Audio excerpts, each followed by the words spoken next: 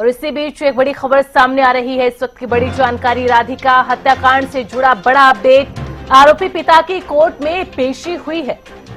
14 दिन की न्यायिक हिरासत पर आरोपी को भेजा गया है।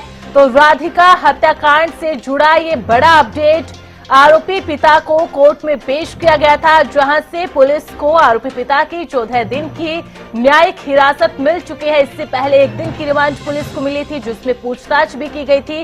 और आज एक बार फिर से कोर्ट में आरोपी पिता को पेश किया गया था, जहां से 14 दिन की न्यायिक हिरासत के अंदर आरोपी को भेजा गया है। तो राधिका हत्याकांड के अंदर ये बड़ा अपडेट, इस वक्त का आरोपी पिता को 14 दिन की न्यायिक हिरासत पर कोर्ट ने भेजा है। आज दूसरी बार जब कोर्ट के अंदर पेश किया गया, एक बार कल पेश किया गया था, जहां से 1 दिन की रिमांड पुलिस को मिली थी, जिसमें पुलिस की ओर से पूछताछ की गई थी। और आज फिर से कोर्ट के अंदर पेश किया गया था, जिसमें पुलिस की ओर से तमाम सबूत रखे गए।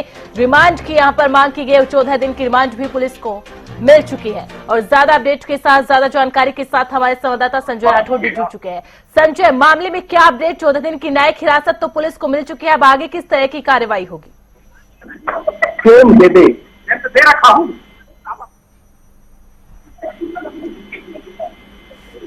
तो चलिए एक बार फिर से हमारे संवाददाता से संपर्क करने की कोशिश करते हैं। तो राधिका हत्याकांड से जुड़ा ये बड़ा अपडेट है, जिसमें आरोपी पिता की कोर्ट में पेशी हुई, जहां से आरोपी पिता को 14 दिन की न्यायिक हिरासत में आरोपी को भेजा गया है। तो चलिए एक बार फिर से रुख कर लेते हैं हमारे संवाददाता का। जी संजय, मामले में क्या कुछ अपडेट है? 14 दिन की न्यायिक हिरासत तो अब पुलिस को मिल चुकी है।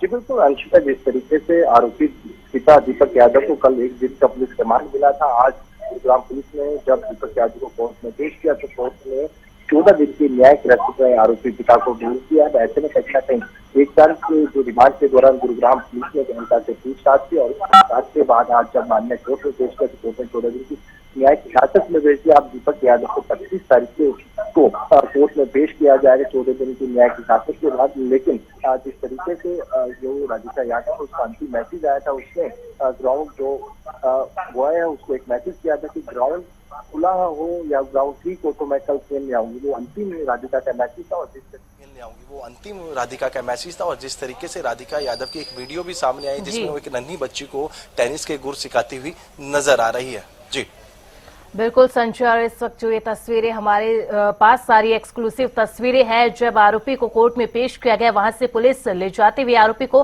संजय, कल जब 1 दिन की पुलिस रिमांड पर रखा गया था आरोपी को, तो उसमें पुलिस की ओर से क्या पूछताछ की गई? आज कोर्ट में क्या कुछ सबूत पेश किए गए थे, जिसके आधार पर ये 14 दिन की न्यायिक हिरासत पुलिस को मिली है? जी बिल्कुल, जिस तरीके से जिस दिन राधिका की हत्या की गई, उसी दिन कहीं ना कहीं आरोपी पिता दीपक यादव को गुरुग्राम पुलिस ने गिरफ्तार कर लिया था। साथ ही साथ जिस लाइसेंसी बंदूक से एक के बाद एक राउंड फायर किए गए थे, वो बंदूक भी कहीं ना कहीं पुलिस ने बरामद कर ली थी। और जिस तरीके से अब सबसे महत्वपूर्ण हो जाता है गुरुग्राम पुलिस के लिए, जिस तरीके से कल 1 दिन का रिमांड था, उस रिमांड के दौरान सबसे जो महत्वपूर्ण चीज है कि आसपास लगे हुए सीसीटीवी कैमरे और साथ ही साथ घर के बाहर जो सीसीटीवी है उनको खंगालने में गुरुग्राम पुलिस लगी है। और साथ में आसपास के जो लोग हैं उनसे पूछताछ की जा रही है, उनको कहीं ना कहीं किस तरीके का माहौल घर के अंदर था, कोई लड़ाई झगड़े की इस तरीके की गतिविधि या फिर इस तरीके की जो आवाजें घर से बाहर आती थी, नहीं, इन चीजों को। दूसरा सबसे बड़ी बात यह है कि मोबाइल जो राधिका है उसके मोबाइल को कहीं ना कहीं गुरुग्राम पुलिस अब साइबर सेल की मदद से उसको खंगालने में लगी है। क्या उसके अंदर, क्योंकि जिस तरीके से राधिका की यादव की जो इंस्टाग्राम प्रोफाइल है, सोशल मीडिया में जितने भी अकाउंट्स थे उनको डीएक्टिवेट कर दिया गया था। अब गुरुग्राम पुलिस उन तमाम चीजों को खंगालने में लगी है कि आखिरकार उस मोबाइल के अंदर ऐसा क्या था जिसके अंदर से तमाम चीजें जो है फॉर्मेट कर दी गई थी, जिनको डीएक्टिवेट कर दिया गया था। तो अब उन तमाम पहलू पर गुरुग्राम पुलिस कहीं ना कहीं अब जांच में जुटी है। हालांकि जब आरोपी को कल रिमांड पे लिया गया था तो उससे पूछताछ की गई थी और कहीं ना कहीं कबूलनामा भी सामने आया था, जिसमें बात करें तो जो राधिका के पिता हैं आरोपी दीपक, उन्होंने साफ तौर पे यही कहा था कि जो राधिका है वो अक्सर उनको ये कहती थी, जिस तरीके से हम इन्फ्लुएंसर एल्विश यादव की बात करें, जिस तरीके से, क्योंकि एल्विश यादव भी वजीराबाद गांव से ही है और राधिका भी वजीराबाद गांव से, तो इसीलिए उसने अपने पिता को एक बार नहीं बल्कि कई बार उसने अपने पिता को कहा था कि एल्विश यादव की तरह वो भी इन्फ्लुएंसर बनना चाहती है मेरे ही गांव से, यानी कि हमारे गांव से। जब एक आदमी जब इतनी अचीवमेंट हासिल कर सकता है तो मैं क्यों ना करूं। और क्योंकि जिस तरीके से राधिका यादव टेनिस खिलाड़ी थी तो अक्सर वो कहीं ना कहीं बाहर खेलने जाया करती थी, तो उसका साफ तौर पे ही कहना था कि उसके पास काफी मटेरियल है जिससे कि वो भी कहीं ना कहीं सोशल मीडिया के जरिए एक फेम हासिल करना चाहती थी, जो कि उसने अपने पिता को बताया। और उसके पिता ने जब गुरुग्राम पुलिस से पूछताछ की तो उस दौरान ये तमाम चीजें कही गई। और दूसरी तरफ जिस तरीके से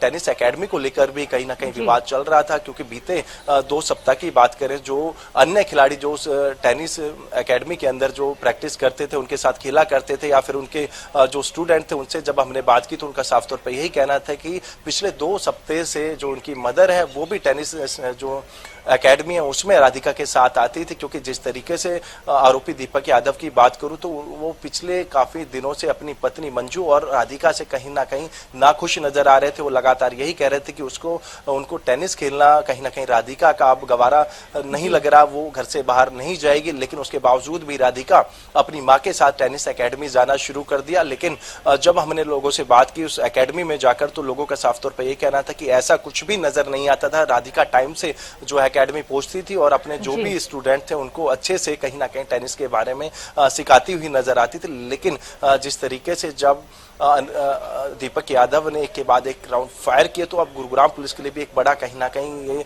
गुत्थी बनी हुई है कि आखिरकार जब अपनी बेटी को अच्छी परवरिश के साथ साथ टेनिस के लिए प्रेरित किया, लेकिन उसी टेनिस से खेलने के लिए आखिरकार आरोपी पिता ने अपनी बेटी को क्यों रोका। इन्हीं तमाम जो सवाल है इन्हीं को जवाब ढूंढने के लिए गुरुग्राम पुलिस अब राधिका के यादव के जो मोबाइल फोन है उसके अंदर कहीं ना कहीं अब जांच करे कि आखिरकार मोबाइल फोन से कुछ सबूत हाथ लगे, जिससे कि इस पूरे मामले में कहीं ना कहीं और कुछ तब्दीली आ सके। अब गुरुग्राम पुलिस ने जो आरोपी है उसको 14 दिन की न्यायिक हिरासत में माननीय कोर्ट ने भेज दिया। अब उसके बाद 25 तारीख को अब दीपक यादव को पेश किया जाएगा। उसके बाद ही साफ हो पाएगा कि आखिरकार गुरुग्राम पुलिस ने बीते इन 14 दिनों में किन चीजों को लेकर जांच किया, क्या चीजें से निकलकर सामने आई हैं। बिल्कुल संजीव, ये वही सवाल है जो इन 14 दिनों की न्यायिक हिरासत में आरोपी से पुलिस पूछताछ में पूछेगी।